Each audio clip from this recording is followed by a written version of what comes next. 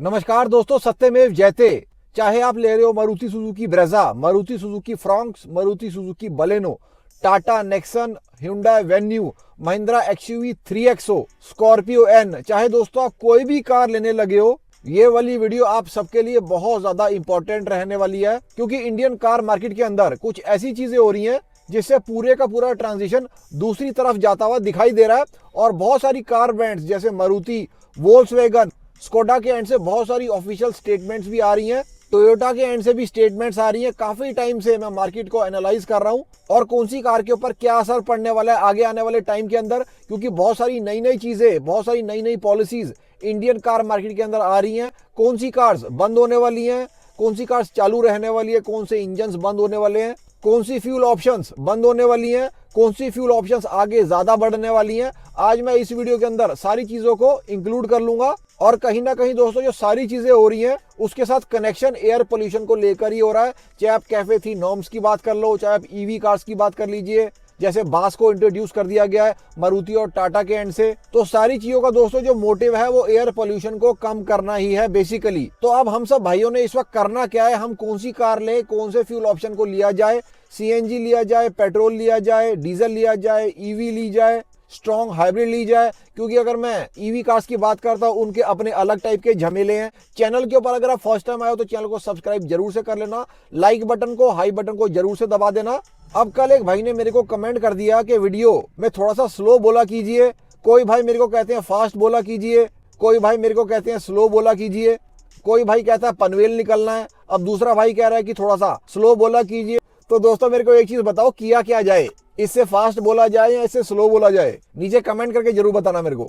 अब दोस्तों थोड़े टाइम पहले मैंने जो वीडियो बनाई थी अराउंड 2 महीने पहले, जिसके अंदर मैंने कैफे थी नॉर्म्स को डिस्क्राइब किया था, जो पहला ड्राफ्ट कैफे थी नॉर्म्स को निकल कर आया था, जिसके अंदर ये वाली चीज मेंशन थी कि कोई भी कार जिसका वेट 909 किलोग्राम से कम होगा, और इसके अंदर छोटी कार्स को काफी ज्यादा बेनिफिट मिलना था, मतलब उनका रेट काफी अच्छा रहता। लेकिन जो भी बड़ी कार्स थी या जो हैवी कार्स थी उनको बहुत ज्यादा बेनिफिट ना मिलता। ये जो पहले ड्राफ्ट बनाया गया था ना कैफे थी नॉर्म्स को लेकर, ये उसके अंदर मेंशन किया गया था। लेकिन महिंद्रा ने, टाटा ने इन चीजों को अपोज किया कि ऐसा बेनिफिट छोटी कार्स को नहीं मिलना चाहिए। तो बिल्कुल छोटी कार से ये एक्स्ट्रा बेनिफिट वाली चीज को हटा दिया गया। लेकिन ओवरऑल अगर मैं मार्केट की बात करता हूं, यहाँ पर फायदा किसी के भी साथ नहीं रहा गया है।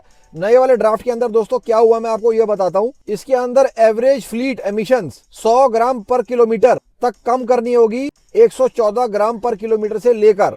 और अब इसके अंदर आपको सिर्फ स्ट्रॉन्ग हाइब्रिड कार्स को और ईवी कार्स को ही बेनिफिट मिलेगा। मतलब जो पहले छोटी कार्स को बेनिफिट मिल रहा था, उन छोटी कार से इस बेनिफिट को हटा दिया गया। अब दोस्तों इस चीज से होगा क्या, जो छोटी कार्स को एग्जेम्पशन मिल रही थी ना वेट कैटेगरी की वजह से, अब उस वाली चीज को भी कंसीडर नहीं किया जाएगा। सिर्फ अब ईवी कार्स को और स्ट्रॉन्ग हाइब्रिड कार्स को ही बेनिफिट मिलेगा जो कैफे थी नॉर्म्स के अंदर आने वाला है। और कहीं ना कहीं आप ये वाली चीज को भी देख रहे होंगे कि जो भी सारे मैन्युफैक्चरर्स हैं वो ईवीज के लिए भी नई नई चीजों को निकाल रहे हैं। जैसे मारुति के एंड से भी बास को निकाला गया, बैटरी एज अ सर्विस की मैं बात कर रहा हूं। और इवन टाटा के एंड से भी BAAS को अपने पोर्टफोलियो के अंदर इंट्रोड्यूस कर दिया गया। तो देखो सारी चीजों की जो दिशाएं निकल कर आ रही है ना, यहाँ पर मोटिव सिर्फ ये है कि एयर पोल्यूशन को किसी तरीके से कम किया जाए। और जो हमेशा से सबसे ज्यादा सॉफ्ट टारगेट रहा है, कार्स को यहाँ पर फिर से फंसाया जा रहा है। और कहीं ना कहीं जो सबसे ज्यादा बेटर फ्यूल है हम सबके लिए, मतलब सीएनजी, पेट्रोल और डीजल, उन फ्यूल्स को कहीं ना कहीं कठिन करने की एक तरीके से कोशिश की जा रही है। सो दैट चाहते ना चाहते हुए हम लोगों को महंगी स्ट्रॉन्ग हाइब्रिड कार्स को खरीदना पड़े और ईवी कार्स को खरीदना पड़े, जिनको खरीदने के बाद और 1000 टाइप की दिक्कतें सामने आती हैं। चाहे बैटरी एज अ सर्विस वाली बात हो गई या बेस वेरिएंट से ही BAAS को डाल देना, ये सारी बातें दोस्तों मैं मानता हूँ, एग्री करता हूँ, सारी चीजें ठीक है। लेकिन इस वाली बात को मैं बिल्कुल एग्री करता हूँ कि ईवी कार्स के अपने कॉन्स हैं। अब दोस्तों कुछ टाइम से जो मेरे को मार्केट की अपडेट्स आ रही है ना, अगर मैं आपको बताऊंगा आप खुद रियलाइज करोगे मैं किस बारे में बात कर रहा हूं। विनफास्ट के एंड से 7 सीटर MPV लॉन्च हो रही है 2 महीने के अंदर। वोल्क्सवैगन और स्कोडा जैसी ब्रांड जो टर्बो इंजन्स के लिए मशहूर हैं, जो बहुत ही बेहतरीन डायरेक्ट इंजेक्शन टर्बो इंजन्स को बनाते हैं, उनका मैं आपको स्टेटमेंट बताता हूं दोस्तों, आप सुन के हैरान रह जाओगे। ये मैं आपको पीयूष अरोड़ा जो मैनेजिंग डायरेक्टर हैं स्कोडा ऑटो वोल्क्सवैगन इंडिया के, उनकी बात बता रहा हूं।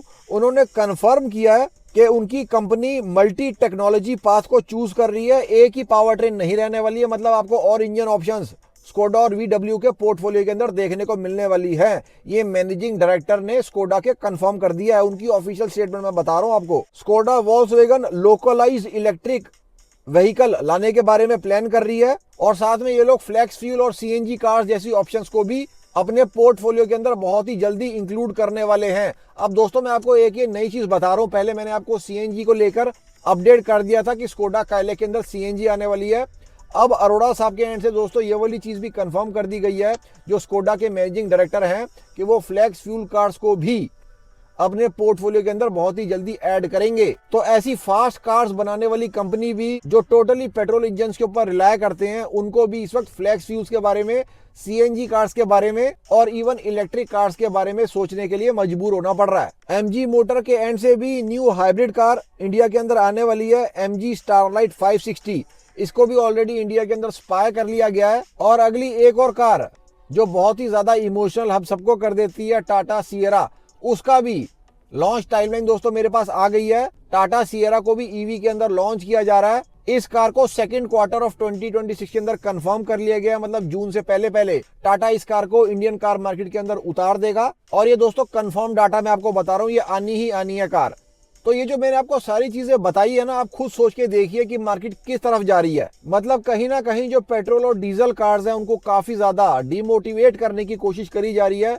डीजल तो दोस्तों दूर की बात, इस वक्त पेट्रोल कार्स को भी बहुत ज्यादा पुश नहीं मिल रहा है। स्ट्रॉन्ग हाइब्रिड कार्स इतनी ज्यादा कॉस्टली हैं, ईवी कार्स के अपने अलग टाइप के झंझट हैं, इंफ्रास्ट्रक्चर की कमी है इंडिया के अंदर, और इतनी महंगी बैटरी है अगर आप अपफ्रंट कॉस्ट देते हो, और BAAS वाला सिस्टम भी बहुत सारे भाइयों को पसंद नहीं आ रहा, जिससे मैं कहीं ना कहीं एग्री भी करता हूं।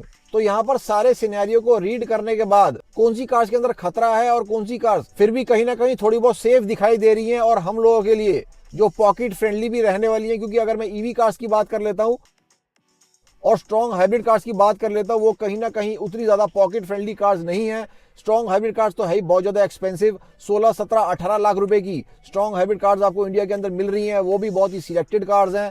जब तक मारुति का Z12 strong hybrid engine Indian car market के अंदर नहीं आ जाता, तब तक आप स्ट्रॉन्ग हाइब्रिड कार्स को महंगा ही एक्सपेक्ट करके चलना। तो बिल्कुल नीड ऑफ द आवर है कि मारुति को अपना स्ट्रॉन्ग हाइब्रिड इंजन Z12E जो 1200 सीसी का इंजन है, उसको जल्दी से जल्दी इंडियन कार मार्केट के अंदर उतार देना चाहिए। और दोस्तों अगर अभी करंट सिनेरियो की मैं बात कर लेता हूं, तो सारी चीजों को एनालाइज करने के बाद कहीं ना कहीं पेट्रोल कार से ज्यादा बेटर इस वक्त CNG कार्स निकल कर आ रही हैं और CNG कार्स दिखाई दे रही हैं। अगर मैं सारी चीजों को अच्छे से कंसिडर कर लेता हूं, ईवी कार्स के अंदर अपनी दिक्कत है, स्ट्रॉन्ग हाइब्रिड कार्स के अंदर अपने टाइप की दिक्कत है, वो पहले ही इतनी ज्यादा महंगी है, पेट्रोल और डीजल कार्स के अंदर कुछ समझ में नहीं आ रहा आगे क्या होगा। तो यहाँ पर जो सारी चीजें होने के बाद जो सबसे ज्यादा सेफेस्ट कार निकल कर आ रही है ना, वो यहाँ पर CNG कार्स निकल कर आती हैं, जो कहीं ना कहीं लगता है कि उनके ऊपर खतरा थोड़ा सा कम रहेगा। लेकिन सारी बातों की दोस्तों मैं आपको एक बात बता देता हूँ कि इंडिया के अंदर इस वक्त इतनी ज्यादा पेट्रोल और डीजल कार्स ऑलरेडी रनिंग के अंदर हैं। महिंद्रा इतनी सारी डीजल कार्स को बनाता है, टाटा इतनी सारी डीजल कार्स को बनाता है, और बाकी जो भी सारे कार मैन्युफैक्चरर्स हैं वो इतनी सारी पेट्रोल कार्स को सेल कर चुके हैं और बेच चुके हैं। ये कार्स बंद बिल्कुल भी नहीं होंगी, बिल्कुल दिक्कतें आएंगी पेट्रोल और डीजल कार्स के अंदर, लेकिन बंद होना पूरे तरीके से मुझको नहीं लगता है कि ये पॉसिबल हो पाएगा। क्योंकि हर मंथ 3 से 4 लाख कार्स बिकती है इंडिया के अंदर, और उनमें से ज्यादातर कार्स जो रहती है ना, वो डीजल और पेट्रोल की रहती हैं। तो आप समझ सकते हो इस वक्त इंडियन रोड्स के ऊपर कितनी सारी पेट्रोल और डीजल कार्स ऑलरेडी रनिंग के अंदर हैं। तो पूरे तरीके से बंद हो जाएगी पेट्रोल और डीजल, या पूरे तरीके से बंद हो जाएंगे 1500 सीसी के इंजन या डीजल वाले इंजन। जैसे इनोवा के लिए भी आपने सुना होगा कि कार बंद हो रही है। मुझको नहीं लगता दोस्तों पर्सनली कि ये सारी कार्स बंद होगी। मुझको नहीं लगता कि इनोवा जैसी कार भी, जो एक तरीके से लेजेंड कार है, वो भी बंद होगी। कैफे थी नॉर्म्स जरूर आ रही हैं, स्ट्रिक्ट एमिशन नॉर्म्स जरूर आ रहे हैं, लेकिन कहीं ना कहीं कोई ना कोई चीज जरूर बीच में से निकाल ली जाएगी, जिससे इतनी लाखों करोड़ों कार्स जो सड़क के ऊपर ऑलरेडी रनिंग के अंदर हैं, उनके ऊपर बहुत ज्यादा मेजर इफेक्ट नहीं आएगा नेगेटिवली।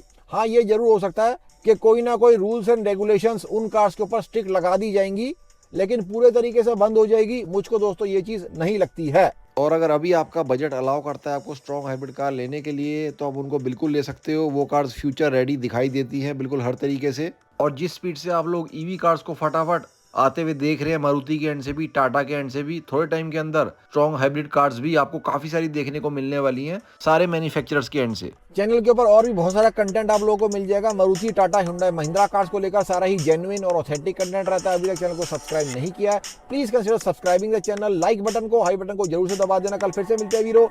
जय हिंद, जय Bharat and full support to the Indian armed forces.